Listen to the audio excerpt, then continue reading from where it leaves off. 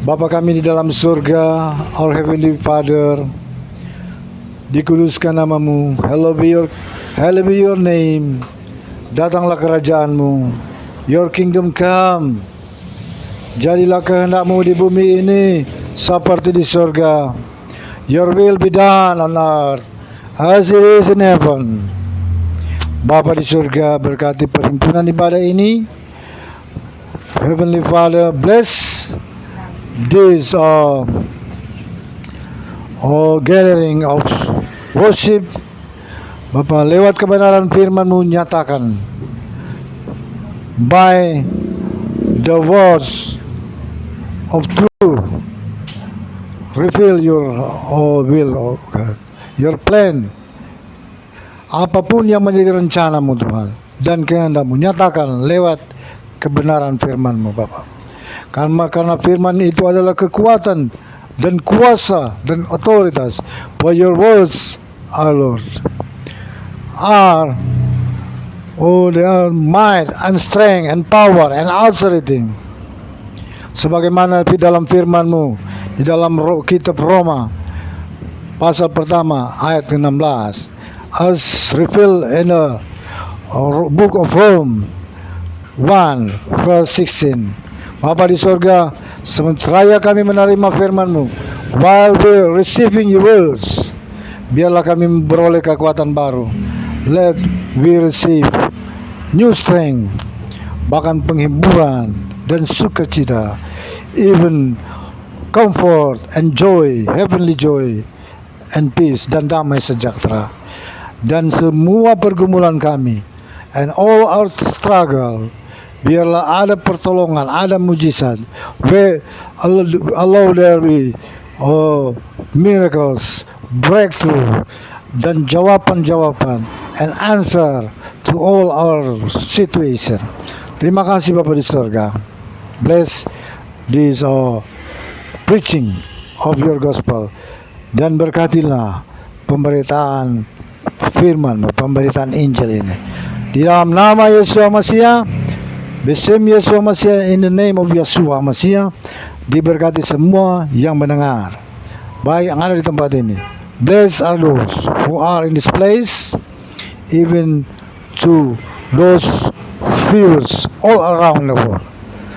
Bahkan kepada semua pemirsa yang ada di seluruh dunia ini, yang akan melihat tayangan ini, that shall see this program.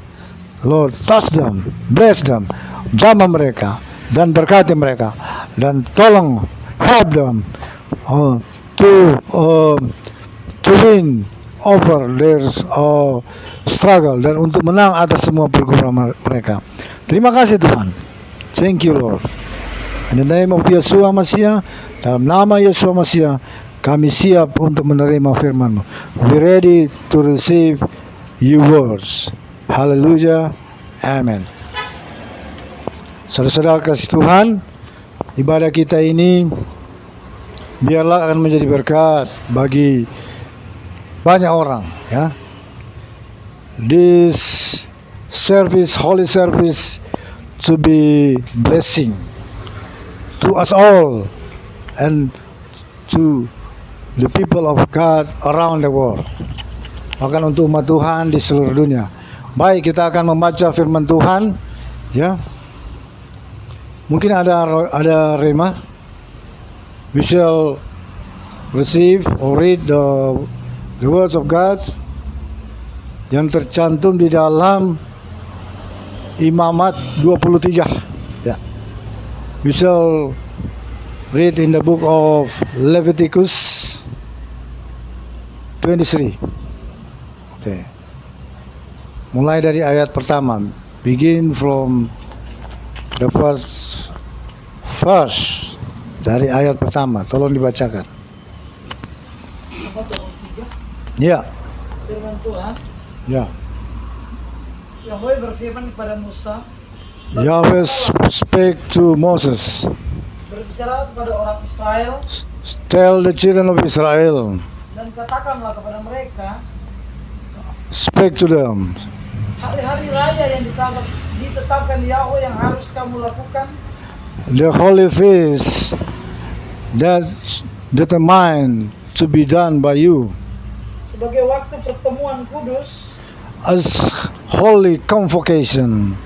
waktu perayaan yang kutetapkan adalah yang berikut.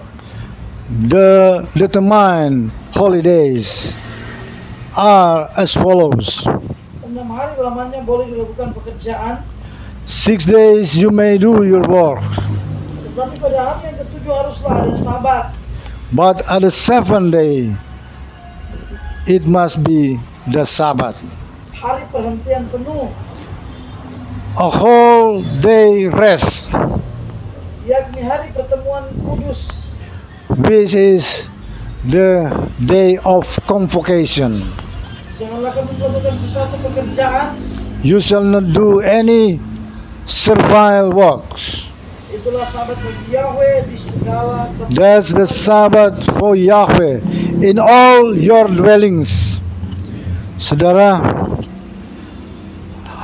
perintah Tuhan yang pertama datang kepada Musa, ya. The commandments of God first come to Moses, ya, adalah 10 perintah. Is the 10 commandment. Dan 10 perintah ini tidak pernah dihapus. And this 10 commandment never abolished. Was never abolished. Okay? Tidak pernah dihapus. Ya. Ada kekeliruan yang terjadi pada kita umat perjanjian baru. There is a mistake in us as new covenant people, ya. Berdasar ayat Efesus 2 ayat 15, based on the words of God in book of Efesus 2 verse 15. Tolong dibacakan Efesus 2 ayat 15, ya. Disinilah kekeliruan itu banyak terjadi, ya. There are a lot of mistakes happen based on this verse. Ya, Ayat 2 ayat 15. firman Tuhan, sebab dengan matinya sebagai manusia ia telah membatalkan hukum Taurat. By dying as flesh, he have cancelled or abolished the law of commandment. Dengan segala perintah dan ketentuannya untuk menciptakan keduanya menjadi satu manusia baru di dalam dirinya. Jadi coba ulang. Ayat 15, sebab dengan matinya sebagai manusia With his death as flesh ia telah on the cross, hukum Taurat. he has cancelled the law of commandment Dengan segala perintah dan ketentuannya contained in the ordinances, untuk menciptakan keduanya menjadi satu to make those twine one in his flesh. dalam dirinya, dan dengan itu mengadakan damai sejahtera. This passage, aluran ayat ini, ya, itu menimbulkan kebingungan, ya, dan merupakan kekeliruan, ya. The passage contained in this verse make many to misunderstood. Banyak yang salah paham, ya. Mereka mengira bahwa 10 hukum itu telah dibatalkan. They misunderstood that the 10 commandments to be abolished or to be thwarted, okay, or to be abrogated. No, kenyataan sampai hari ini seluruh perintah itu berlaku, ya. The fact up to this time, all the 10 commandments valid. Saudara, coba saudara uji. Hukum pertama, jangan ada padamu nilai lain. You shall have no other gods before me. Ya, masih berlaku. Kemudian, jangan membuat patung. You shall not make any graven image. Ya.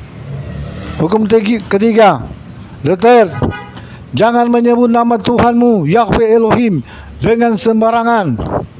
You shall not take the name of your God Yahweh Elohim in vain.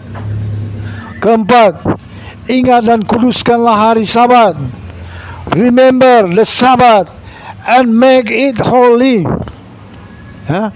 Kelima, hormatilah ayahmu dan ibumu. Honor your father and your mother. Tidak pernah dihapus, tidak pernah berubah. Ya. Keenam, the sixth, jangan membunuh. You shall not kill. Jangan berzina. You shall not commit adultery. Kemudian jangan bersaksi dusta dan sebagainya. Ya. Itu semua masih berlaku. The fact today, all the 10 commandments are valid. Masih berlaku. Okay? Never abolished, tidak pernah dihapus. Jadi apa saudara? Kalau Anda perhatikan, jadi ini teks ini adalah dari terjemahan Yunani. This text of the New Covenant, including termasuk kitab Efesus ini, including the Ephesus book, itu berasal dari naskah Yunani, ya, written in Latin, in the Greece, okay, in the Greece language. Tapi sebenarnya, ya, kalau kita lihat bahwa para rasul adalah orang-orang Yahudi, the apostles, the first the disciples, mereka adalah orang-orang Ibrani. Sebenarnya nanti akan ditemukan, saya percaya, I strongly believe that as the first church, the first disciples, apostles, they are the Jewish people. Mereka adalah orang-orang Yahudi. Orang Yahudi sangat ketat memegang budaya dan bahasa mereka. The Jews, they are strongly hold their culture and their religion and language. Ya. Dan pasti mereka tidak mahir bahasa Yunani, and they cannot speak or write in the Greece fluently. Termasuk Paulus. Paulus pun memakai penerjemah. Even Paul, he used translators. Ya. Maka saya percaya tulisan-tulisan asli para rasul adalah dalam bahasa Ibrani. And I strongly believe that one day in the near future shall be invented the writing of apostles in the Hebrew. Saya yakin dalam waktu dekat akan ada temuan naskah-naskah asli dari para rasul berbahasa Ibrani. Ya. Karena tidak mungkin para rasul ini menulis dalam bahasa Yunani. It is impossible for these apostles to write in the Greece language. Okay? Kasih Tuhan yang ada di dalam Efesus 2 ayat 15 tadi, what contained in the Efesus 2 verse 15, yang dihapus adalah permusuhan, bukan hukum yang dihapus. Hukum tidak bermasalah. What is abolished is the enmity. Coba Anda perhatikan, permusuhan, enmity, permusuhan, yaitu kutuk yang ada di dalam hukum Taurat. Ya. Memang hukum Taurat ada dua sisi. Kalau kita baca di dalam kitab Ulangan, ya, Ulangan 28. If we read in the book of Deuteronomy 28, ya, 28 verse 1 and so on, di situ berbicara tentang berkat. There spoken about blessing. On the other hand, ada contrary, there is also curses, adalah kutuk-kutuk apabila melanggar hukum, ya, dan ketetapan dan aturan. If anyone transgress commandment, rule, and ordinances, Okay? Itu ada hukumnya, ada kutuknya. There is curses and blessing. Nah, yang dihapus di Bukit Golgota, what is abolished by the crucifixion of Jesus Christ, melalui penyaliban Tuhan dihapus, adalah permusuhan, which is the enmity. Amin. Maka hari ini saudara tahu, ya, kita fokus saja ke tujuan sesuai dengan maksud Tuhan. Di akhir zaman ini ada pemulihan gereja. There is a great awakening and restoration of church. Ada pemulihan, ada kebangkitan dari gereja sebagai tubuh Kristus. Ya, bahwa gereja harus kembali kepada kemurnian dan kesempurnaan. Just as the body of Christ on earth must return to her purity as church, as the bride of Jesus Christ, harus kembali kepada kemurnian gereja sebagai mempelai Kristus. Ya, kemurnian apa saudara? Yaitu sebagaimana yang ada di dalam prinsip-prinsip gereja awal, which is according to the first principles of the first church, sebagai prototipe gereja sempurna, as the prototype of a perfect church. Kita lihat gereja awal itu Sabat. Inilah pilar-pilar yang harus kita junjung, kita harus pakai. Tidak peduli kita dari latar belakang denominasi apapun, no matter how and what is your background of organization, just as organization, apapun organisasi and denomination, no matter what, tidak peduli apa, kalau engkau adalah gereja, if you are just the member of God's assembly, engkau adalah anggota jemaat Tuhan di bumi ini. Kita harus kembali kepada kebenaran yang murni. We must return to the root, to the perfect, the pure principles. Sudah tahu prinsip gereja awal apa? Gereja awal mereka bersahabat. Ya, itu salah satu. Ya, the first church, they celebrate Sabbath day. Sudah tahu, ya? Kita hanya diperintahkan untuk merayakan ketetapan yang telah ditetapkan oleh Tuhan di dalam Imamat 23 ayat 1 sampai sekian, saudara, mengatur tentang perayaan-perayaan Sabat. In the Leviticus 23 determine about Holy Feast Day.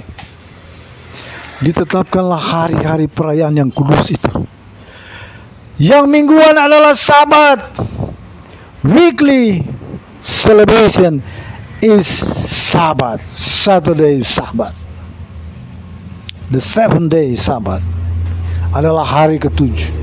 Ya, itu terkandung di dalam 10 perintah, tidak pernah dihapus, contained in the 10 commandment.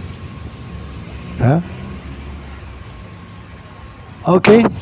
I summon this to, saya himbau kepada semua pemegang jawatan roh, to all that holds the official name of Holy Spirit, memegang jawatan-jawatan roh kudus, adalah rasul, which is the apostleship, the prophets, nabi, evangelist, penginjil, teacher, guru, and pastor, gembala. Ya, kalau engkau tidak merindukan pemulihan tubuh Kristus, if you're not craving, if you do not long to see the restoration of the body of Christ, untuk melihat pulihnya ya, gereja sebagai tubuh Kristus, saya ragu apakah benar-benar Anda adalah anggota tubuh Kristus. I hesitate whether you are really the member of the body of Christ.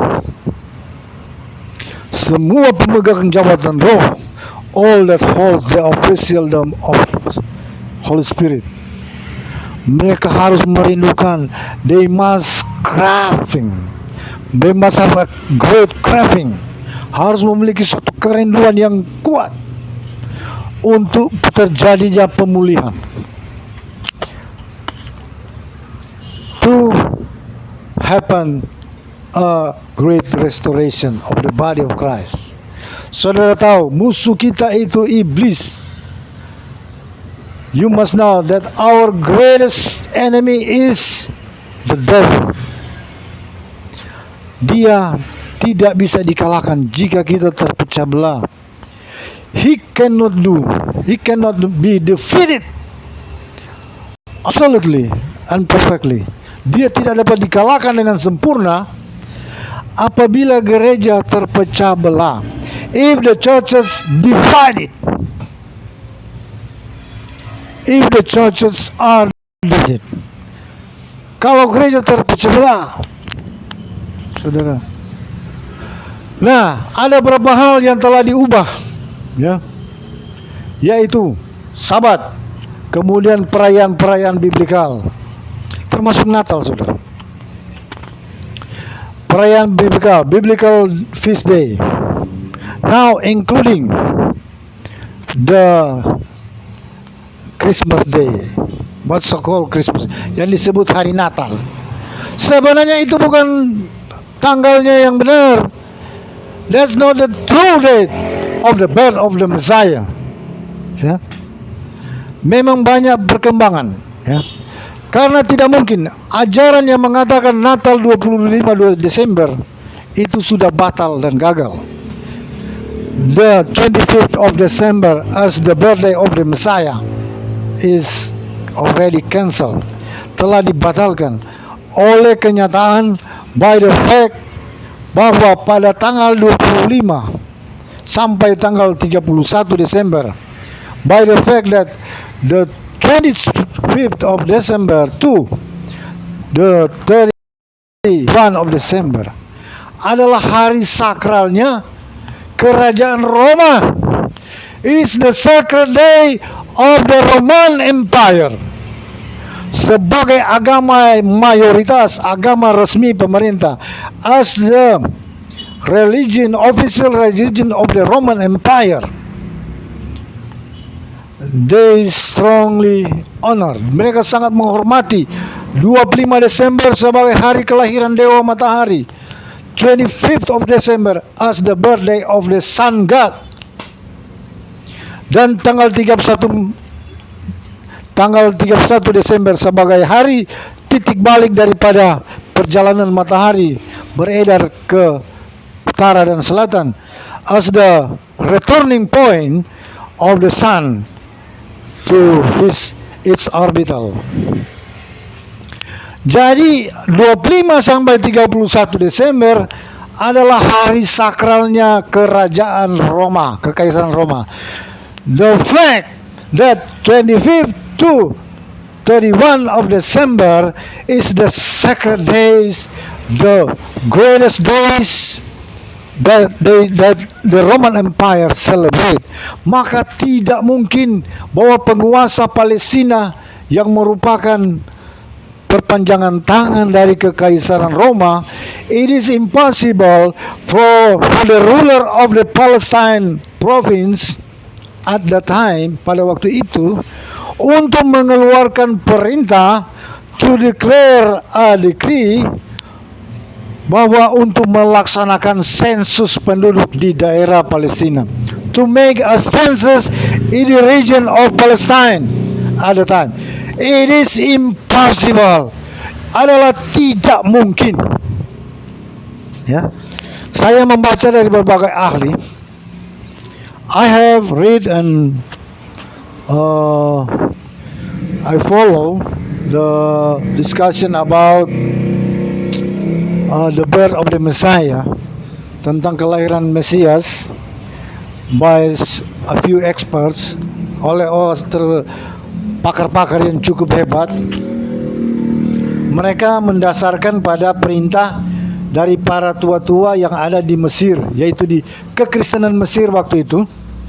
In the Christians in Egypt at the year of around 150. Pada sekitar tahun 150 Masehi. Jadi the year of 150 after Jesus, ya. Mereka berpendapat, they have strong opinion that Jesus birthday is on the 12th of December. Mereka berpendapat, ya. Jadi ini bukan biblical. This is not biblical, but opinion of the elders of the church, oleh bapak-bapak gereja, fathers of church. They strongly believe that and they comment to, dan bahkan mereka memerintahkan orang-orang Kristen waktu itu yang ada di Alexandria, Mesir, the Coptic, orang-orang yang dari aliran Coptic ini, Kristen Coptic, they comment to celebrate the birthday of Jesus at the 25th of December. Mereka perintahkan merayakan pada tanggal 25. Jadi itu bukan biblical. Itu ya. Dan ahli ini menghitung sesuai kenyataan di dalam Alkitab bahwa Imam Zakaria, according to the fact that in the Bible that Zakaria the priest, the high priest, itu melaksanakan tugasnya itu to do his duty, his task, dan dia merupakan dari rombongan Abia. He is from the clan or the group of Abia priest. Okay. Nah, Abia ini melaksanakan, rombongan Abia melaksanakan tugas pada bulannya yang kedua atau pada minggu keempat, ya. Jadi di Israel telah ditetapkan, Anda boleh baca ini. You may read more in the 1 Chronicle 24. 1 Chronicle 24, there determine, di sana ditetapkanlah urutan-urutan, the schedule of the priestly task. Dijadwalkan tugas-tugas rombongan imam, ya. Dan itu berlaku pada waktu sejak Daud menjadi raja, and have been practiced since David's time, ya. Nah, di dalam menjelang perjanjian baru, jadi Pak Imam Zakaria, and entering into the New Covenant era, Imam Zakaria menjalankan tugas dari rombongan Abia. Rombongan Abia itu mendapat tugas pada minggu ke-8. The group of Abia priests, they have the task in the 8 weeks. Nah, di dalam satu bulan ada 4 minggu. And in 1 month, there are 4 weeks. Okay? So, maka rombongan Abia bertugas pada bulan ke-8, berarti dia pada bulan kedua, ya, pada minggu ke-8. Ada 8 weeks, ya, which is in the next months. Maka ada 12 bulan, ya. Jadi penanggalan Alkitabiah itu adalah penanggalan yang disebut lunar calendar atau luni calendar, ya. Penanggalan Alkitabiah itu disebut penanggalan menurut bulan, ya.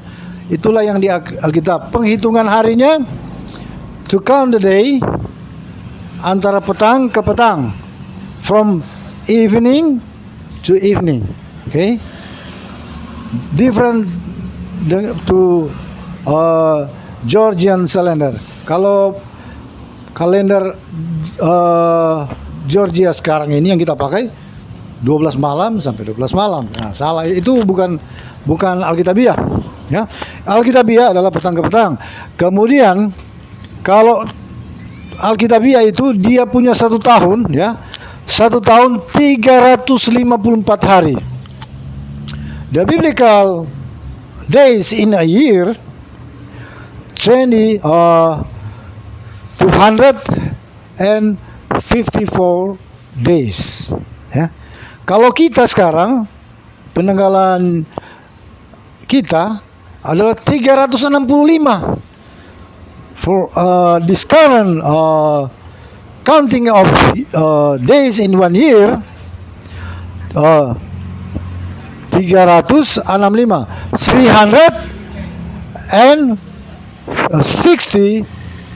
365. So biblical, maka Alkitabiah 354.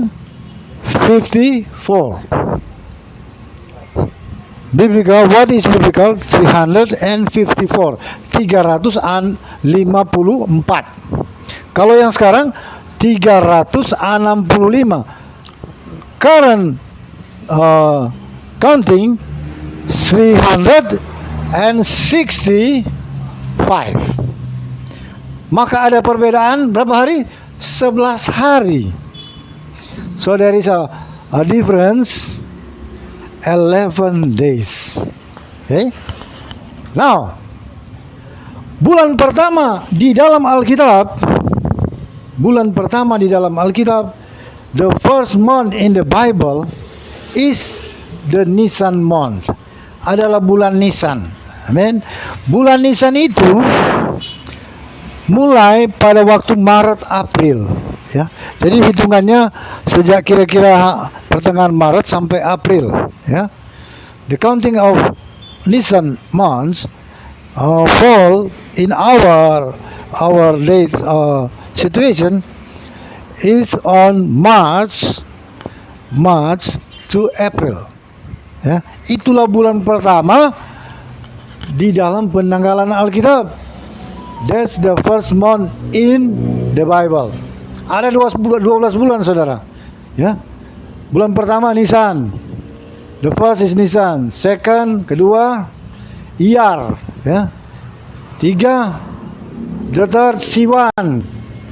Keempat, the fourth Tammuz, ya. The fifth, kelima Elul, ya. Keenam Tammuz, Elul, Tisri. Okay. So, Iyar, Siwan, Tammuz, Abib the four. Kelima Elul, the fifth Elul. Ya. Kemudian Tisri. Ya. Tisri. Iyar, Siwan, Iyar, Nisan, Iyar, Siwan, Tammuz, Elul, Tisri. Okay. Tisri, kemudian ada Keswan, kemudian, ya saudara. Jadi ini saudara berbeda, differ to our counting of months, ya. Maka di situ tercatat Abia, Sakaria dari Abia bertugas pada minggu keempat, artinya pada bulan kedua, which is on Iyar month, pada bulan Iyar. Maka sejak saat itu dia pulang ke dari tugasnya ke kampung halamannya, return from the task to gather together with her family, with his wife, kemudian bergabung dengan istrinya, to group with his wife, and then the next month, ya, maka pada bulan berikutnya berarti Iyar Siwan. Pada Siwan, akhir Siwan, in the end of Siwan months, kandungan Elizabeth berusia 1 bulan. Ya, the pregnancy of Elizabeth, the wife of Zechariah, 1 month. Maka jika kita telusuri, saudara, pada bulan ke-6, ya, pada bulan ke-6 Elizabeth kandungannya 6 bulan. Elizabeth with her pregnancy 6 months, in the 6th, ya, dia datang kepada Maria. She came to Mary, the mother of Yeshua, ya. Maka pada waktu dia datang kepada Yeshua, ibunya Yeshua, the mother of Yeshua, maka bulan berikutnya Maria mulai hamil. Ya. The next month, which mean ada berarti bulan ketiga Elizabeth mulai mengandung. The third month, the pregnancy of Elizabeth 1 month. Jika Anda hitung, maka dia akan jatuh pada bulan Tisri, saudara. Ya. Yohanes Pembaptis lahir, if you count well, based on this ground, on this principle, berdasarkan prinsip ini, maka saudara, Yohanes Pembaptis, anak daripada Imam Zakaria, John the Baptist, the son of Zakaria the priest, dia lahir pada perayaan Pesach. He was born on Pesach day, on the Passover day. Dia lahir pada bulan Paskah, pada perayaan Paskah, ya. Kemudian Mesias Yeshua, dia lahir pada bulan Tisri. Karena kandungan normal adalah 9 bulan 10 hari. The normal of pregnancy is 9 months and 10 days. 9 bulan dan 10 hari. Anda hitung, maka dia akan jatuh pada bulan Tisri, di antara perayaan Sukot Pondok Daun. Ya, perayaan yang besar, ya. Fall, the Messiah birthday fall on the days between 15 of Tisri to 22. Akan jatuh pada hari itu.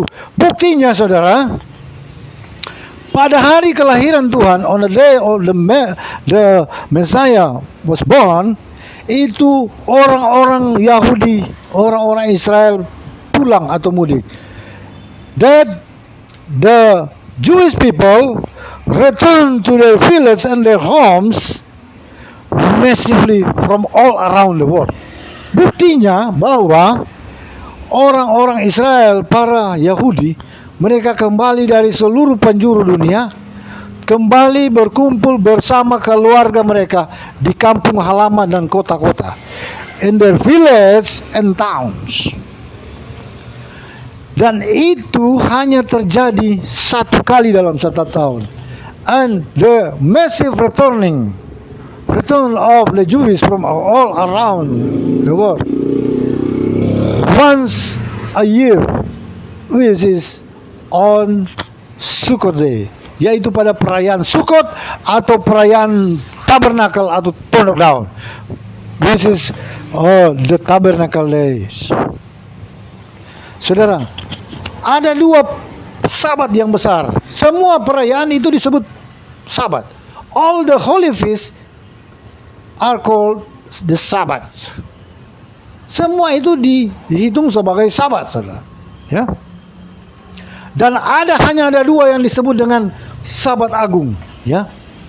And there are 2 in the Bible that called the highest Sabbath, yang dirayakan 7 hari. Celebrate for 7 days. Yang pertama, the first adalah Pesak, adalah Paskah atau Passover Day. Itu dirayakan 7 hari.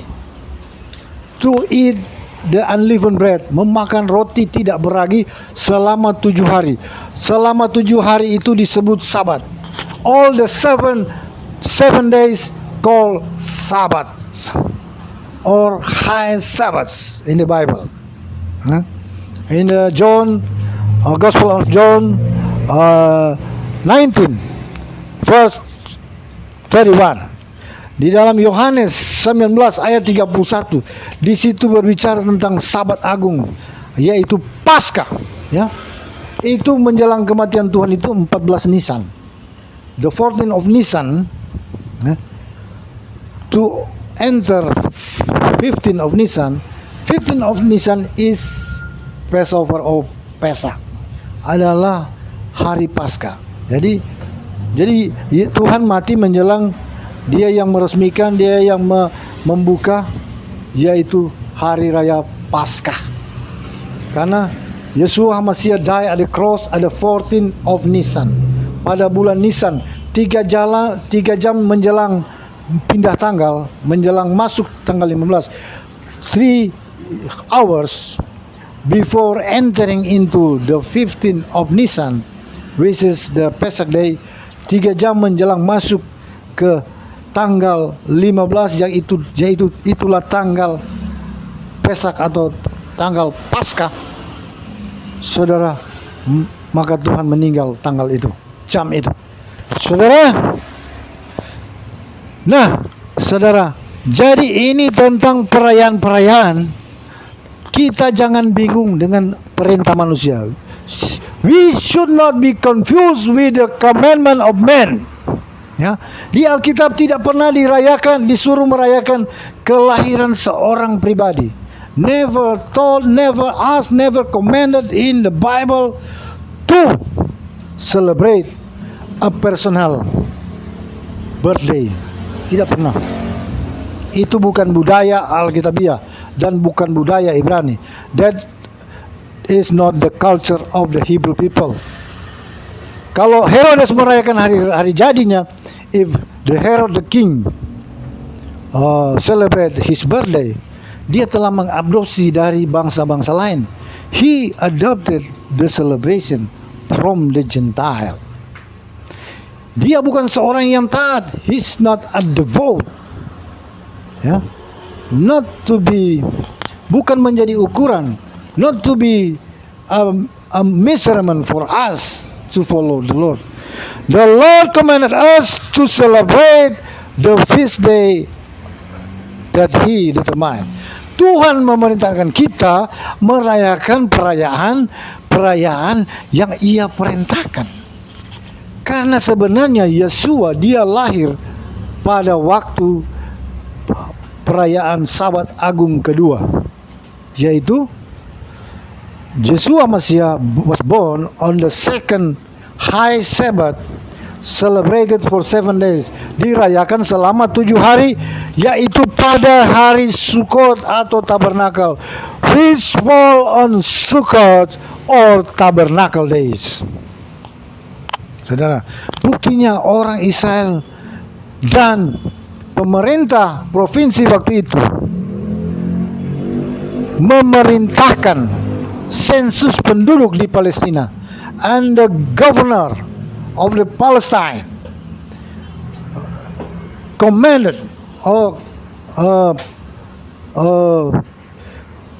produce a decree, membuat satu perintah bahwa harus melaksanakan sensus penduduk.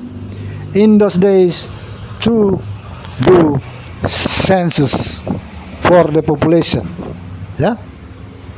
Karena dia memanfaatkan pada waktu mana orang Yahudi kembali berkumpul dengan keluarga satu kali dalam 1 tahun.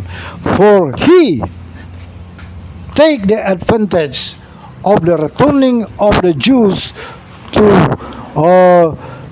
be together with their family in town and their village. Di kota-kota mereka dan di kampung-kampung mereka. Jadi kekasih Tuhan, kalau kita hitung berdasarkan tugas daripada Imam Zakaria, ya, if we count from the day that Zakaria accomplish his task as high priest, melaksanakan tugasnya sebagai imam besar, maka itu jatuh pada bagian akhir dari Iyar Mon, adalah bagian akhir dari bulan Iyar, bulan kedua, ya. Dan kemudian saudara, kelahiran Tuhan, memang saudara, jangan salah, ada 24 rombongan. There are 24 groups of priests. Ada 24 kelompok, ya, dari rombongan ini, dan dalam satu tahun mereka akan mendapat giliran sebanyak 2 kali, ya. And in 1 year they shall have task 2 times, 2 kali, ya. Jadi pada kuartal pertama, so in the first 6 months, ya, they shall have a full term. Mereka akan memiliki suatu jadwal yang komplit. Maka itu berlanjut lagi pada bulan berikutnya, pada kuartal berikutnya, ada next 6 months, ya. Jadi kasih dalam Tuhan, kita harus tahu bahwa Tuhan tidak pernah merancangkan kebetulan. The Lord never plan anything, ya. Semuanya ada maksud dan tujuan. There always intention, divine intention, ya. Hari Paskah adalah hari sesungguhnya kegenapannya. The Pesach Day actually is concerning about the sacrification of Jesus Christ as a unblemished lamb, sebagai adalah pengorbanan Tuhan, sebagai anak domba tak bercacat yang sempurna, dikorbankan di Bukit Golgota. Ada Golgotha Mount or Hill, ada 14 of Nisan, ya. Pada 14 Nisan, 3 jam menjelang, 3 hours entering the 15 of Nisan, menjelang tanggal 15 Nisan, di mana anak domba tak bercacat akan disembelih di bait suci, where the unblemished lamb to be slaughtered at the holy temple in Jerusalem, ya. Jadi sebenarnya kegenapan Paskah adalah kematian Tuhan, amen.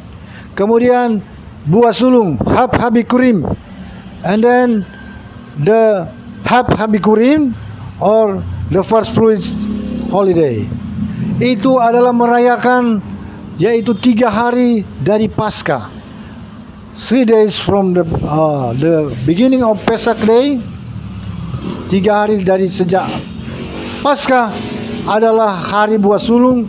Itu adalah kegenapannya, is the accomplishment, is that Jesus Christ as the firstborn of, as the first to be resurrected from the dead.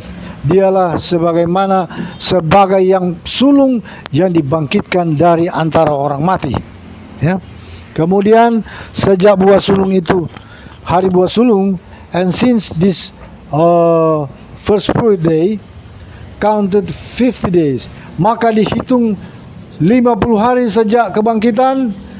Itulah hari Shavuot, which is called the Shavuot Day or the Pentecost Day in the New Covenant, New Testament. Itu adalah hari Pentakosta, yang sebenarnya di dalam Alkitab adalah hari turunnya Torah, which is the day that Torah descended, or the Torah divine by God to Moses, atau di hari di mana Tuhan Sang Ilahi memberikan Torah itu kepada Musa. Pada hari yang sama itu kegenapannya, the accomplishment of which is the pouring down of Holy Spirit, adalah pencurahan Roh Kudus in Jerusalem, di Yerusalem. Itulah kegenapan daripada Shavuot. This is the accomplishment of the prophecy contained in the Sabbath day. Adalah kegenapan daripada nubuat yang terkandung di dalam hari turunnya Torah. Karena apa? Torah yang hidup, which is the living Torah, yang adalah roh kebenaran. He is the righteous, the true spirit, the righteous spirit. Dia adalah roh kebenaran. He is the spirit of law. Dia adalah roh hukum dan wahyu, and revelation. Ya. Jadi kalau Shavuot itu adalah hari turunnya Torah tertulis, merayakan, celebrate the Sabbath day, celebrate the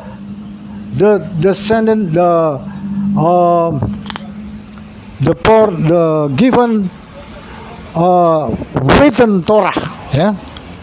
Tetapi di dalam perjanjian baru, but in the New Testament, the accomplishment of the prophecy is the living Torah, adalah roh Torah yang hidup, roh hukum, the spirit of law, the spirit of truth, the spirit of righteousness. Dialah roh hukum, roh kebenaran, dan roh keadilan. Dan dia tinggal di dalam kita, umat perjanjian baru. And the spirit live in us. Saudara, nah ini ada beberapa hal, saudara. Kita tidak diajarkan untuk merayakan hari jadi tertentu. We are not commanded by God to celebrate according to the Gentiles, seturut dengan ajaran-ajaran bangsa-bangsa. Kita diperintahkan untuk merayakan hari-hari raya yang alkitabiah. We are commanded strongly to celebrate the biblical feasts, including the weekly, termasuk yaitu perayaan mingguan, yaitu Sabat, saudara. Gereja awal bersabat, 100 tahun mereka bersabat, 100 year, and the next year, kemudian tahun 200 mereka bersabat, and the second 100 years, and then maka ketika tahun 325 ada year of 325 year. Maka pada tahun ke-325 ketika Kaisar Konstantin menjadi raja, when the Constantine to be the emperor of Rome, dia menjadi kaisar Roma, maka dia mulai berstrategi dan berpolitik, to make strategy and politics. Dia hendak mengkristenkan seluruh Roma, to Christianize all the Rome Empire.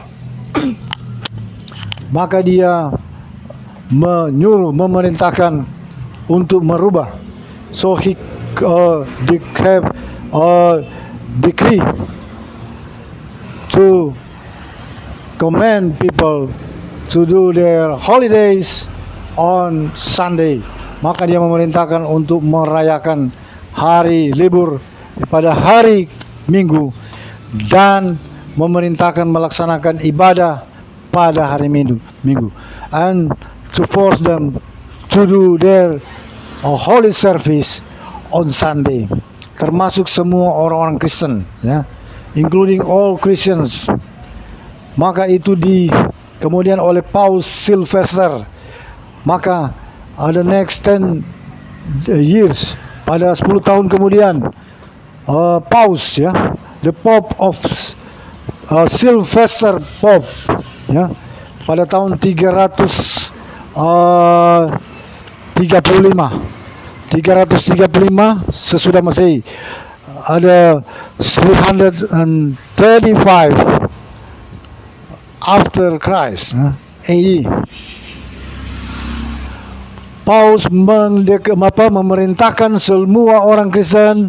The Pope commanded all Christians to do their holy gathering, melaksanakan pertemuan kudus mereka dan ibadah and their service pada hari Minggu at Sunday.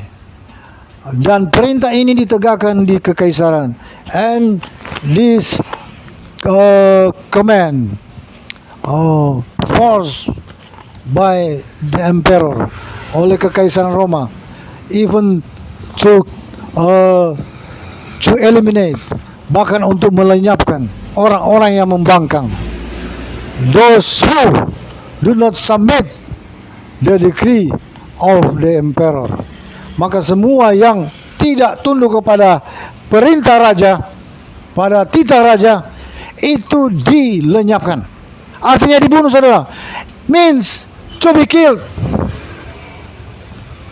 Whoever that do not complete, tidak menurut, barang siapa tidak menurut perintah ini, itu dilenyapkan, saudara. Complete, do not complete to this decree, they shall be eliminated. Maka kasih Tuhan, kita harus kembali. Gereja telah banyak berubah, ya, keluar dari asas-asas yang benar, ya. Dulunya tidak boleh buat patung. At first it is forbidden to make statues. Tapi pada tahun-tahun kemudian itu, but the next year, sculptures, graven image to be made in churches. Banyak patung-patung dibuat di gereja-gereja dan disembah, and even to be worship, bahkan disembah. Apakah ini yang disebut gereja? Is this the church, the new covenant people? No. Ya, ini bukan perintah Tuhan. Itu telah melenceng. This is not the commandment of God. It is deflected from the truth. Dan banyak kasus-kasus seperti ini, and so many to be found nowadays in churches. Doctrinal and whatever celebration that are not biblical. Perayaan-perayaan yang bukan biblical. Padahal kalau kita ikut, if we obey to follow the biblical feast, kita akan merayakan kelahiran Tuhan tepat. We shall consciously or unconsciously we celebrate the birthday of the Messiah. Kita akan merayakan kelahiran Tuhan sesungguhnya, yaitu pada hari Tabernakel atau Pondok Daun, which is on the Tabernacle Day or Sukkot Day. This is why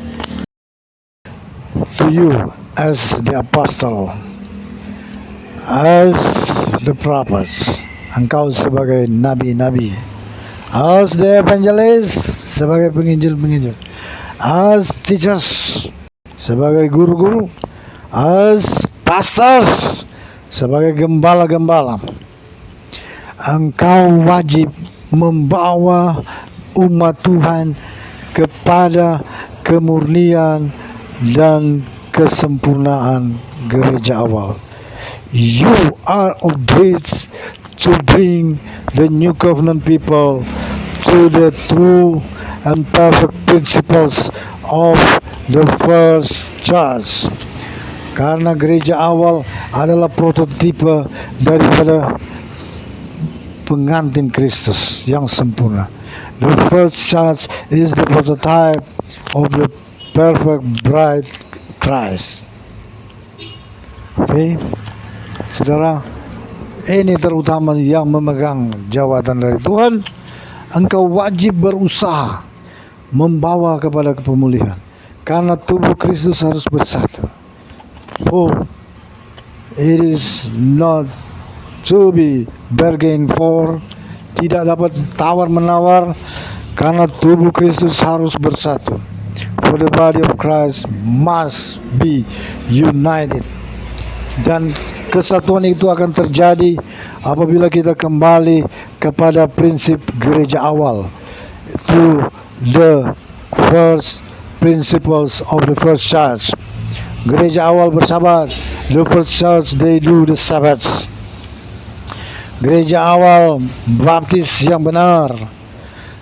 The true church, the first church, they baptize biblically. To die, to be buried, and rise up again, resurrected. This is the parable. Mati dan bangkit. Inilah mati dan bangkit, yaitu baptisan yang benar, which is the true baptism. No matter what, follow the true baptism. Second, kemudian adalah pekerjaan roh. The spiritual is the main target in the church. Karena tanpa Roh Kudus Anda tidak bisa melawan iblis. For without Holy Spirit you cannot whatsoever to fight against the devil. Hanya oleh Roh Kudus, only with the Holy Spirit we could fight against the devil. Kita bisa melawan iblis dan melawan kuasa-kuasa jahat dunia ini, and to fight the evil forces of this world. Ya. Dan kita melaksanakan sakramen yang benar, and we shall do the sacraments in the Bible, including the washing of feet. Not only, bukan hanya perjamuan kudus, the Holy Supper, but also the washing of feet, membasuh kaki-kaki sebagaimana yang Tuhan perintahkan, as our Lord commanded, and so on, and to observe the Sabbath, the biblical feast. Ya. Gereja awal bersabat dan melaksanakan perayaan hari-hari kudus, ya, dan banyak hal lagi. And also one that I should reveal to you. Sekarang adalah dipersatukan dalam nama kudus. Now we shall be united in His holy name. Zechariah 14 verse 9. Inilah prinsip utama kita. Zechariah 14 ayat 9. Ya. Tolong dibacakan Zechariah 14 ayat 9. Baca cepat-cepat. Read please, the Zechariah 14 verse 9. Inilah harus menjadi pegangan semua gereja. This is to be the principle of all church on earth. Ya.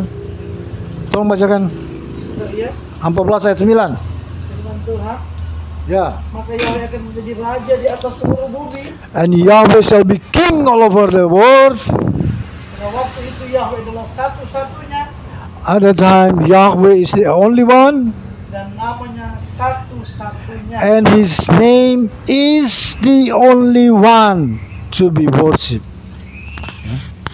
Dan saya katakan, I am revealed to me, dan telah dibukakan pada saya, nama Yesus yang sebenarnya adalah Yahweh. The true name of Jesus Christ is Yahweh. Baca Yeremia 23 ayat 5 dan 6. Jeremiah 23 verse 5 to 6. Ya. Nama Jesus atau dalam nama aslinya Yahshua adalah Yahweh Juru Selamat, which is Yahweh the Savior. Yeremia 23 ayat Ya. 5. Sesungguhnya waktu akan datang, demikian The time shall come bahwa aku akan menumbuhkan tunas adim bagi Daud. I shall make to appear the rod of David. Dia akan memerintah sebagai raja He shall govern as king, yang bijaksana dan akan melakukan wise king, kebenaran di negeri. and shall do righteous and judgment. Kemudian terus, Dalam zamannya Yehuda akan dibebaskan the Judah shall be released, dan Israel akan Delivered. hidup dengan tentram. and Israel shall live in peace. Inilah namanya yang diberitakan orang kepadanya. And this is the Yahweh name. keadilan kita. This is his name, Yahweh Tsidkenu. If you read in the source book, in the Hebrew text, his name, the Lord's name, the Messiah to name is Yahweh Tsidkenu, adalah Yahweh keadilan. Saudara, dibukakan kepada saya, Tuhan bicara kepada saya bertanya, it is revealed to me. I asked to go to Father Almighty ketika dia mengunjungi saya dengan suaranya. When he visited me by audible voice, dengan suara yang kedengaran, aku bertanya kepada dia, Tuhan, namamu adalah Yesua atau Yasua? Whether is your name Yahshua or Yesua? And he answered me, dan dia menjawab saya. Dia berkata, he said to me, I am Yahweh, I am Yeshua, I am Yeshua, I am Yahweh. Dia berkata, akulah Yeshua, akulah Yahweh, akulah Yahweh, akulah Yeshua. Brother and sister, if you read the oldest book in the Bible, jika engkau membaca kitab tertua dari Bible yang bernama Kitab Adam, which is called Adam, Book of Adam and Eve, engkau akan membaca di sana berulang-ulang Tuhan mengatakan repeatedly, Yahweh the Almighty have promised to Adam bahwa Adam akan ditebusnya, that he shall atone Adam, he shall redeem Adam, dengan cara menjadi daging dari keturunan Adam, by becoming flesh through the descendant of Adam, pada hari ke-5 setengah, ada fifth day and a half, according to divine days, seturut dengan hari ilahi, ya, pada hari ke-5 setengah. Dia telah berkata-kata, mengulang-ulang, repeatedly said and state to Adam, dan menyatakan kepada Adam bahwa ia akan menjadi daging. He shall be flesh. Saudara, I recommend you, the servant of God. Saya merekomendasikan Anda, ya, hamba Tuhan, Adam. Read the Adam book. Itu adalah tulisannya Henok. It is the writing of Enoch, the sixth generation of Adam, turunan ke-6 dari Adam. Dia yang menulis, dia yang bertemu langsung dengan Adam. He meet Adam face to face. Ya. He is the sixth generation of Adam. Ya. Jadi kalau Anda bilang, Anda berteori dan berpikir, kenapa dia kan anak? Maybe you still think, it is called the son. Ya betul, dia anak, dia nabi, dia rasul, dia guru. He is the son of man, the son of the living God, the son of the highest. He is the greatest prophet, the greatest apostle. Dia semuanya. Anda boleh cari jabatan apa di dunia ini, itu miliknya. Sebagai guru, sebagai imam, sebagai raja, as teacher, as the high priest, as king. He is the king of kings. Semua jabatan. Anda bilang dia manusia. You said he is a human. Yes, he is truly a human. Mari sebelah. He is truly a human. Okay? But also, He is the divine. He is the son of the living God. Benar. True. He is the son of the living God. True. Because He proceed out from the living God, the highest, the most high. But to be exact, to be more exact, to be exactly, He is the personality of God. Dia adalah kepribadian dari Tuhan. Ya. Anda katakan dia nabi. You said he is only a prophet. Okay, he's a prophet, but more than the prophet. He is the Lord Himself in the flesh. Dialah Tuhan yang menjadi daging. Amin, saudara. Jadi ada beberapa, inilah gerakan pemulihan. This is the movement of restoration of church. Inilah gerakan gereja persatu. Tapi yang pertama hari ini, kita harus memulihkan diri kita, ya. We must restore ourselves to be one. Kita harus bisa menyatukan diri kita menjadi satu, ya. In His peace, peace that exceeds all reason, yaitu damai sejahtera yang melampaui segala akal, ya. Kita harus bisa mempersatukan diri kita dan hidup dalam damai sejahtera, to make us live truly in peace, heavenly peace, divine peace, ya. Saudara, kalau Anda tidak dapat menyelami dan menghayati dan merasakan, if you couldn't feel or live in the true joy and peace, Anda rugi besar. You have a great loss, ya. Live in peace, and you have to control all yourself. Dan Anda harus menguasai dirimu in such a way, di dalam cara sedemikian rupa, ya, oleh kuasa Roh Kudus. Anda harus memimpin diri Anda sendiri, rumah tangga sendiri. Anda punya pekerjaan sendiri. You must lead yourself, your own self, your family, your job, your works, your ministry, ya. Anda harus menguasai sedemikian rupa, ya. You must, ya. You cannot unify.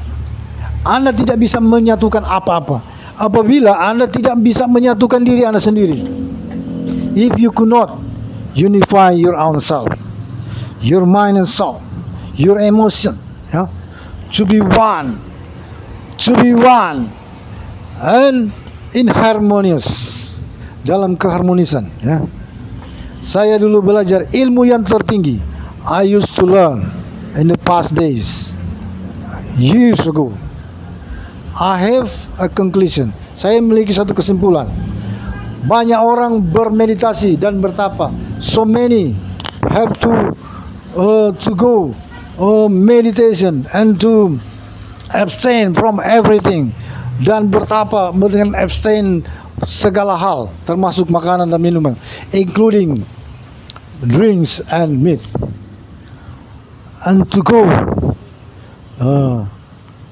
as a nation, secara mempantang diri untuk mencapai suatu ketenangan dan damai sejahtera, to reach a level of silence of mind and tranquility.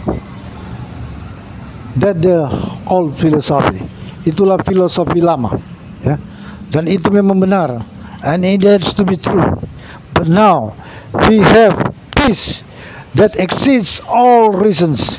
Namun sekarang kita memiliki damai sejahtera yang melampaui segala akal, ya. Saudara kasih Tuhan, Anda melihat tayangan ini adalah kegerakan. This is the movement of restoration. To begin with first, untuk memulai pertama dari diri Anda, ya. To begin first within you. You who holds the official dome in His spiritual, in the Holy Spirit. Engkau yang memegangkan jawatan Roh Kudus, sebagai rasul, sebagai nabi, sebagai penginjil, sebagai guru, sebagai gembala. as apostles, as prophets, as evangelists, as teachers, as pastors, as leaders, sebagai pemimpin juga. Ya. Anda wajib membawa semuanya. You are obliged to bring all to be united as the perfect body of Christ, kepada satu kesatuan sebagai tubuh Kristus. Bahkan kita sebagai keturunan Adam, even though to the extent of the greatest of the greater extent of humanity, pada suatu tingkatan kemanusiaan yang lebih luas, kita seluruhnya adalah keturunan Adam dan Hawa. We are all the descendants of Adam and Eve. Kita adalah satu keluarga besar. We are one great big family. We are brothers and sisters with all humans, dengan seluruh umat manusia. Ya, okay. But first, namun untuk membuat itu semua terjadi, to make that all to happen, untuk membuat semua terjadi, gereja harus bersatu. Church must come to a unity. That we shall pray, agar supaya kita dapat berdoa, dan kita akan mengalahkan si jahat satu kali dan selama-lamanya. We shall defeat the devil once and for all. Dan dunia ini akan menjadi lebih baik. Semuanya akan ada kemakmuran, ketenangan, dan kelimpahan dan keselamatan kekal. We shall have peace and joy and everlasting salvation. Okay? Semua yang ada yang disebut sebagai 1000 tahun damai, all that is to be called the so-called 10,000 years of peace kingdom. Ya, 1000 tahun kerajaan damai itu akan terjadi. Baik saudara kasih Tuhan, itulah yang menjadi berkat. So, brothers and sisters, that's all to be our blessing. Allow me to pray. Biarkan saya berdoa. Bapa di surga, diberkatilah semua yang mendengar firman-Mu ini, dan semua yang telah mengikutinya dengan sungguh-sungguh, maka diberkati mereka. God, let all those who hear and see this program, touch them, bless them, and strengthen them. And you all have theirs, what is the problem, apapun masalah mereka, masalah rumah tangga, marital problem, financial problem, masalah keuangan, masalah anak, the children problem, whatever they are facing, apapun yang mereka hadapi, maka Tuhan yang menolong mereka. God help them, especially to know you more, terlebih khusus untuk mengenal Engkau, agar supaya di hidup ini kami memiliki tujuan hidup yang benar, so that we live in this world to live for you, agar supaya kami hidup untuk-Mu Tuhan. Thank you Lord, thank you for your blessing. Terima kasih untuk berkat-berkat-Mu. Maka sebagaimana kami telah menerima firman-Mu, so just like us have received your words, telah menerima pengajaran-Mu, have received your teaching, maka Roh Kudus akan memimpin dan menolong hidup kami. So Holy Spirit, lead us and help us, bahkan hidup di dalam kami, even to live in us. Terima kasih Tuhan. Thank you Lord, my Lord Jesus Christ, Tuhanku Yeshua Masiah. Maka biarlah nama-Mu menjadi satu-satunya nama di dunia ini yang menjadi keselamatan bagi seluruh manusia. So, to the extent that your name shall be the only one to be worshipped and to believe in all around the world. Thank you Lord, in the name of Yeshua Masiah, dalam nama Yeshua Masiah, haleluya, amin.